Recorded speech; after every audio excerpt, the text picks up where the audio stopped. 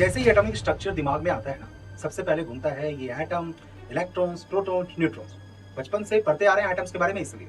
लेकिन क्या आपको पता है कि ये जो स्ट्रक्चर है, जो आज की डेट में हम और आप देखते हैं, ये वो स्ट्रक्चर नहीं है जो सबसे पहले किसी ने डिस्कवर कर लिया। एग्जैक्टली एटम का जो फाइनल एटॉमिक स्ट्रक्चर है, जो हम आज की डेट में ट्राई करते हैं, वो एक दिन में डिस्कवर नहीं हुआ। इसके पीछे बहुत से लोगों का हाथ रहा है। अलग अलग टाइम पीरियड पे लोगों ने अलग अलग तरीके से एटम्स को डिफाइन किया, और ये वीडियो उसी हिस्ट्री के बारे में। आपको दिख रहा होगा the brilliant minds behind the model of atoms. इस वीडियो के अंदर हम देखेंगे कि अलग अलग टाइम पीरियड पे लोगों ने किस तरीके से एटम के स्ट्रक्चर्स को डिफाइन किया, फिर उसमें क्या प्रॉब्लम्स रही जिसको चल के आने वाले दूसरे साइंटिस्ट ने ठीक किया, और फाइनली चल के हमें मिला हमारा फाइनल एटॉमिक स्ट्रक्चर। चलिए सबसे पहले हम बात करते हैं टाइमलाइन। जरा इस टाइमलाइन को ध्यान से देखिए। 1803 से लेकर 1920 और आगे भी है जो फाइनल एटॉमिक स्ट्रक्चर। इस टाइमलाइन में आपको दिख रहा होगा सबसे पहला नाम जो आ रहा है वो आ रहा है जॉन डाल्टन का, 1803 में। अभी हम बात करेंगे कि इन्होंने किस तरीके से एटम्स के बारे में बात करी। फिर इनके एटम्स में कुछ गड़बड़ी थी, उसको थोड़ा सा रिफाइन किया। फिर आए जे थॉमसन जी, जिन्होंने दिया प्लम पुडिंग मॉडल। आप देख सकते हो कि यहाँ पे एटम्स जो बिल्कुल ब्लैंक सा दिख रहा है, बट यहाँ पे आते ही कुछ स्फीयर है और उसमें आपको प्लस और कुछ ऐसे डॉट डॉट्स आपको दिखाई दे रहे हैं। देन इनके में भी जो एटॉमिक स्ट्रक्चर था वो प्रॉपर नहीं था, कुछ इंफॉर्मेशंस कम थी। उस इंफॉर्मेशंस को ठीक किया आगे चल के रदरफोर्ड ने। ये वही रदरफोर्ड है जिन्होंने आगे चल के गोल्ड फॉइल एक्सपेरिमेंट किया, जिसके बारे में अभी हम बात करेंगे। देन फिर यहां भी जो है आपका वो प्रॉपर नहीं हुआ। फिर इसमें जो गड़बड़ियां थी उस गड़बड़ी को दूर किया नील्स बोर ने, और यही वो नील बोर है जिनका जो एटॉमिक स्ट्रक्चर है वो हम यूज करते हैं आज के डेट में। लेकिन उसके बाद एक और साइंटिस्ट आए जिन्होंने कहा कि भैया एटम से छोटा भी एक पार्ट होता है, और उसे हम क्वांटम कहते हैं। यस, लेकिन हम रुक गए यहीं तक। हमारी एजुकेशन में सिर्फ एटॉमिक स्ट्रक्चर तक बात की गई है। क्वांटम थ्योरी आप आगे चल के हायर एजुकेशन में ट्राई करते हो। ये तो है वो पूरी टाइमलाइन जिसको चल के अभी हम आगे वीडियो में पढ़ने। लेकिन उससे पहले मैं बात करने वाला हूं एक ऐसे इंसान की जिनका नाम है डेमोक्रिटस, एक ग्रीक फिलोसोफर जिन्होंने लगभग 400 बीसी में ही ये बात बता दी थी। किसके बारे में? एटम्स के बारे में। इन्होंने कहा कि कुछ ऐसा है जिसको हम तोड़ नहीं सकते, और इसलिए इन्होंने एटम्स को नाम दिया एटोमोस, जिसका मतलब होता है अनकटेबल, यानी जिसको आप और ज्यादा ब्रेक नहीं कर सकते। इनका ये मानना था कि जितनी भी चीजें हमें आसपास दिखाई देती है वो सारी की सारी बनी हुई हैं एटम से। Atoms are indestructible, have always and will always be in motions. There are infinite number and kinds of atoms which differ in shape and size. ये इनकी स्टेटमेंट है। मतलब कि जो भी चीजें हमें आसपास दिखाई दे रही है वो बनी हुई एटम से, और एक नहीं दो नहीं ढेर सारे एटम्स हैं, और एटम्स के शेप एंड साइज अलग अलग है। वो डिपेंड कर रहे हैं वो किस मैटर का एटम है, साथ ही साथ वो कंटिन्यूअसली मोशन में है। तो सबसे पहला अगर मैं कहूं कि एटम्स की थ्योरी किसी ने अगर शुरुआत करी है तो वो डेमोक्रिटस है। लेकिन इन्होंने एटम्स के बारे में और प्रॉपर नहीं बताया, इसको आगे चल के डिफाइन किया किसने? John Dalton. ये वही डाल्टन है जिनकी डाल्टन एटॉमिक थ्योरी आप क्लास 9 के चैप्टर्स में पढ़ते हो, जिसके बारे में इन्होंने बताया कि all the matters around us are made of an atoms, जो कि इन्होंने डेमोक्रिटस की बात को ही कॉपी किया है बेसिकली। लेकिन साथ ही साथ इन्होंने एटम्स की और भी थ्योरी दी, जैसे कि एटम्स और ज्यादा डिवाइड नहीं हो सकते, पहली बात। दूसरी बात, कंजर्वेशन ऑफ मास की बात जॉन डाल्टन ने ही करी। मतलब इनका कहना था कि अगर दो डिफरेंट मैटर के एटम आपस में कंबाइन करके एक नया कंपाउंड बना रहे हैं तो ओवरऑल जो एटम का मास होगा वो कंजर्व होगा। इसको एक एग्जांपल से समझो। एक ऑक्सीजन, दो हाइड्रोजन। एक ऑक्सीजन का मास 16 मास यूनिट होता है, जो आगे चल के हम एटॉमिक मास में पढ़ेंगे। साथ ही साथ एक हाइड्रोजन का 1 होता है, तो दो हाइड्रोजन के 2 हो गए। तो ओवरऑल अगर मैं देखूं तो 16 mass unit plus 2 mass unit combine होके 18 मास यूनिट होता है, जो कि कंप्लीट वाटर मॉलिक्यूल्स का मास होता है। बात समझ में आई? कंजर्वेशन ऑफ मास ये वही है जिसके बेसिस पे हम आगे चल के जो केमिकल इक्वेशंस है उसको बैलेंस करना सीखते हैं। ये था जॉन डाल्टन का एटॉमिक थ्योरी, और उसी से जाके बनी है पहली एटॉमिक थ्योरी जिसको हम डाल्टन एटॉमिक थ्योरी के नाम से जानते हैं। लेकिन यहां तक एटॉमिक स्ट्रक्चर अभी तक प्रॉपर तरीके से डिफाइन नहीं हुआ है।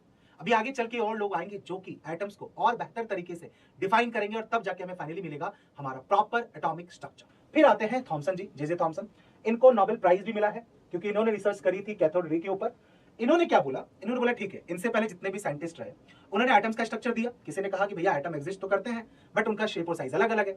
फिर आए लोगों ने फिर कहा कि नहीं भैया, शेप और साइज सेम एलिमेंट के एटम्स का सेम होगा। किसी ने बात नहीं करी तो उसके अंदर के चार्ज पार्टिकल्स के बारे में। तो जे थॉमसन ने एक मॉडल दिया जिसको हम प्लम पुडिंग मॉडल कहते हैं, जो आप अपने क्लास 9 के स्ट्रक्चर ऑफ एटम्स के चैप्टर के अंदर भी पढ़ते हो। इन्होंने क्या कहा? इन्होंने कहा देखिए ऐसा है कि एटम्स ना कुछ इस तरीके का है, मान लीजिए केक की तरह, कप केक की तरह। केक पूरा का पूरा स्ट्रक्चर है जो कपकेक की तरह है, और उसमें बीच बीच में चार्ज जो है वो उस चेरी की तरह अलग अलग जगहों पे डिस्ट्रीब्यूटेड है, अनयूनिफॉर्म तरीके से। ये कह दिया भैया जे थॉमसन ने, कहा कि एटम्स का स्ट्रक्चर कुछ इस तरीके से दिखाई देता है। लेकिन बात ये थी कि वो मॉडल उस समय तो चलो मान लिया गया कि भैया एक स्फेरिकल क्लाउड है जो कि पूरा पूरा पॉजिटिव चार्ज है, मतलब पूरा का पूरा जो स्फीयर है वो पॉजिटिव चार्ज है, और उसमें बीच बीच में ऐसे नेगेटिव चार्ज वाले इलेक्ट्रॉन डिस्ट्रीब्यूटेड है ना। इतना इन्होंने कहा कि भैया स्फीयर जो है वो पूरा पॉजिटिव, लेकिन जो भैया इलेक्ट्रॉन्स है जो नेगेटिव है वो वहां पे डिस्ट्रीब्यूटेड है। बात ये थी कि आगे चल के जब लोग आए तो उन्होंने कहा कि भैया इस तरह से डिस्ट्रीब्यूशन तो हो नहीं सकता, इस तरह से आइटम्स एग्जिस्ट करेगा नहीं जो ये डिस्ट्रीब्यूशन वाला चार्ज है, तो देयर मस्ट बी सम, कुछ तो ऐसा प्रोसेस होगा, कुछ तो ये तरीका होगा जिस तरीके से चार्ज को डिस्ट्रीब्यूट किया गया। लेकिन सबसे पहले चार्ज के बारे में बात इन्होंने कर दी, ठीक है, बहुत बढ़िया। उसके बाद देखो इसका फायदा किसको मिला, इसका फायदा मिला आगे चल के और साइंटिस्ट, इसमें नाम आता है एक मैक्स प्लैंक का, ठीक है। अगर मैं इनके कंट्रीब्यूशंस की बात करूं, है ना, तो यही वो इंसान है जो सबसे पहले एक थ्योरी लेके आए, क्वांटम थ्योरी, जिसमें इन्होंने कहा कि बेसिकली ऐसा है कि कोई भी चीज है उसके अंदर एक certain amount of energy exist करती है। एटॉमिक मॉडल के बारे में इन्होंने ज्यादा बात नहीं करी, इनकी बात जो है वो क्वांटम थ्योरी से रिलेटेड है, जो आगे चल के क्वांटम का पूरा एक सब्जेक्ट अलग जाके डिसाइड होता है, जो ये कहता है कि भैया एटम से छोटा भी कुछ है ना। डाल्टन ने तो कहा कि भाई एटम से छोटा कुछ नहीं है, एटम्स को तोड़ हम सकते नहीं है, उससे ज्यादा तो उसको हम नहीं ब्रेक डाउन कर सकते, बट मैक्स प्लैंक ने कहा नहीं, there is something which exist as a quantum, ठीक है। इसके बारे में हम और बात करेंगे जब हम अलग से कभी क्वांटम थ्योरी को डिस्कस करेंगे, ठीक है। और ये था इनका एटॉमिक मॉडल, ठीक है ना, this is the atomic model. अब आप नोटिस करो ये एटॉमिक मॉड्यूल नो डाउट आज के जैसा दिखने वाला एटॉमिक स्ट्रक्चर की तरह दिख रहा है, आपको न्यूक्लियस दिख रहा है बीच में, बट इस न्यूक्लियस के अंदर अभी प्रोटॉन और न्यूट्रॉन की डिस्कवरी नहीं हुई है, अभी तक किसी ने नहीं बताया न्यूक्लियस के अंदर क्या। और इलेक्ट्रॉन, तो इलेक्ट्रॉन को इन्होंने देखो जरा ऑर्बिट में ऑर्गेनाइज तो किया है, इतना किया, ठीक है, लेकिन ये पूरा स्ट्रक्चर तो नहीं है भैया, है ना। अगर मैं इसको कंपेयर करूं, आप कंपेयर कीजिएगा इसको जे थॉमसन के मॉड्यूल से, तो जे थॉमसन में क्या था, इलेक्ट्रॉन का जो डिस्ट्रीब्यूशन है बहुत अनयूनिफॉर्म तरीके से कहीं भी डिस्ट्रीब्यूट कर दिया गया, बट यहां पे आपको सेंटर में न्यूक्लियस दिख रहा है और इलेक्ट्रॉन उसके चारों तरफ एक प्लैनेटरी मोशंस की तरह क्या कर रहे हैं, चक्कर काट रहे हैं, ठीक है। ये बात करी भैया मैक्स प्लैंक ने और ये उनका एटॉमिक मॉडल था। फिर आते हैं एक न्यूजीलैंड बोर्न ब्रिटिश फिजिसिस्ट जिनका नाम है रदरफोर्ड, ठीक है। इन्होंने देखो क्या किया, इनका एक बहुत पॉपुलर एक्सपेरिमेंट है which is gold foil experiment, ठीक है। और इनको भी नोबेल प्राइज मिला है केमिस्ट्री में 1908 में, है ना, जहां पे इन्होंने जो डिसइंटीग्रेशन ऑफ द एलिमेंट है उसके बारे में रिसर्च किया और रेडियो एक्टिव सब्सटेंस के बारे में भी इन्होंने इंफॉर्मेशन बताई। ये है रदरफोर्ड का गोल्ड फॉइल एक्सपेरिमेंट। देखो जरा इन्होंने क्या काम किया, इन्होंने लिया एक गोल्ड फॉइल, बहुत सारे गोल्ड फॉइल दिखाई दे रहा है आपको, ठीक है, this is the gold foil, ये इन्होंने लिया और साथ ही साथ इन्होंने लिया एक alpha charge particle, this is alpha charge particles, है ना। अब अभी तक इनसे पहले जितने भी साइंटिस्ट थे उन्होंने इलेक्ट्रॉन्स डिस्कवर कर लिया, न्यूक्लियस है उसके बारे में भी थोड़ी information they the, but proper तरीके से नहीं बताया कि न्यूक्लियस के अंदर क्या है, क्या चीजें हैं, एटम का मास कहां है क्या नहीं। रदरफोर्ड ने एक्सपेरिमेंट जो किया ना, इन्होंने अल्फा चार्ज पार्टिकल लिया, मैंने तो ये आपको दिखाने के लिए लेजर लाइट ले लिया है, बट ये अल्फा चार्ज पार्टिकल का सोर्स मान लिया, यानी इससे आपको अल्फा रे निकलने वाली है, ठीक है, एक नहीं दो नहीं ढेर सारी अल्फा रे यहाँ पे निकलने वाली और वो रे जाके टकराएगी किससे, गोल्ड फॉइल से, ठीक है। जब इन्होंने एक्सपेरिमेंट किया ना तो यहाँ पे इन्हें कुछ खास ऑब्जर्व हुआ। क्या ऑब्जर्व हुआ, इन्होंने देखा कि भैया कुछ रे तो है जो डायरेक्टली सीधा आर पार हो जा रही है, कुछ रे है जो टकरा के थोड़ी डाइवर्ट हो जा रही है, कुछ रे ऐसी है, कुछ रे तो ऐसी है जो जिस रास्ते गई एग्जैक्टली उसी रास्ते वापस आ गई, कुछ रे डाइवर्ट होकर इधर निकल गई है। तो इन्होंने जब ये एक्सपेरिमेंट किया तो इन्हें बात समझ में नहीं आई कि चक्कर क्या है, सारी की सारी रे एक तरह से बिहेव क्यों नहीं कर रही है, कुछ अल्फा पार्टिकल्स टकरा के वापस आ रहे हैं, कुछ अल्फा पार्टिकल बिल्कुल आस पार क्रॉस कर जा रहे हैं, कुछ इस तरीके से डाइवर्ट हो रहे हैं, कुछ जिस रास्ते से है उसी रास्ते पे वापस चले जा रहे हैं। इससे इन्होंने बोला कि भैया ऐसा है कि जो एटम है ना वो थोड़ा सा डिफरेंट है। जो इन्होंने कहा कि रे जो डायरेक्टली पास कर जा रही है दैट मींस कि एटम्स के बीच में कहीं ना कहीं खाली जगह है, यानी स्पेस तो है, पहली बात। दूसरी बात इन्होंने कहा कि जहां से टकरा के रे वापस जा रही है या डाइवर्ट कर रही है दैट मींस कि एटम्स के सेंटर में कुछ तो ऐसा है जिसके अंदर मास है जो उससे टकरा के रे को डाइवर्ट कर रहा है। तो यहां से इन्होंने ऐसा है भैया बीच में है न्यूक्लियस, ठीक है, और जो स्पेस है आपका वो न्यूक्लियस और इलेक्ट्रॉन ऑर्बिट के बीच का स्पेस है जहां से वो रे निकल जा रही है और बाकी इलेक्ट्रॉन्स जो है वो चक्कर काट रहे हैं। Very good. तो इन्होंने ये भी बता दिया कि भैया बीच में न्यूक्लियस है, न्यूक्लियस के अंदर मास है। तो मास की जब बात आई तो कहने का मतलब भैया देखो ऐसा बीच में सेंटर में न्यूक्लियस है, इलेक्ट्रॉन्स अपने ऑर्बिट में चक्कर काट रहे हैं। तो ये एक्सप्लेनेशन दे दी रदरफोर्ड ने। अभी भी एक चीज मिसिंग है, एक नहीं दो चीज मिसिंग है, और वो है न्यूक्लियस के अंदर का चार्ज, कि न्यूक्लियस के अंदर न्यूट्रॉन होते हैं और प्रोटॉन होते हैं। इसके बारे में अभी तक डिस्कवरी नहीं हुई, लेकिन इतना हुआ कि रदरफोर्ड ने इतनी बातें तो बता दी कि एटम का स्ट्रक्चर अब दिख कैसा रहा।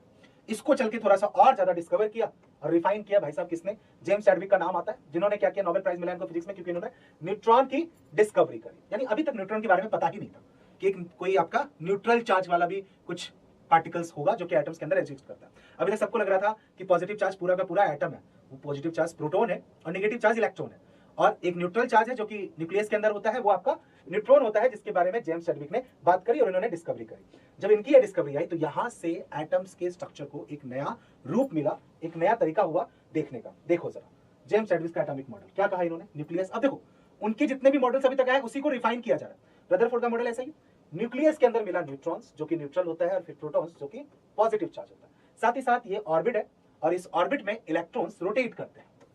इस ऑर्बिट में इलेक्ट्रॉन्स रोटेट करते हैं। हो गई इतनी बातें। तुम कहोगे सर ये तो परफेक्ट स्ट्रक्चर है, यही स्ट्रक्चर है जो हम लोग पढ़ते हैं। नहीं, अभी तक किसी ने अब ये नहीं बताया कि भैया इलेक्ट्रॉन ऑर्बिट में होंगे, लेकिन कितने ऑर्बिट में कितने इलेक्ट्रॉन हो सकते हैं, ठीक है, और क्या वो रोटेशंस उसी तरीके से रहेगी हमेशा, या फिर कोई ऐसी कंडीशन हो सकती है जिस कंडीशंस में ये इलेक्ट्रॉन्स न्यूक्लियस की तरफ अट्रैक्ट करेंगे, क्योंकि ये तो नेगेटिव चार्ज है और अंदर यहाँ पॉजिटिव चार्ज है, तो इस हिसाब से दोनों एक दूसरे को अट्रैक्ट करेंगे, है ना। तो ये सारी बातें हुई नहीं, इसके बारे में बात करी नील बोर ने, ठीक है।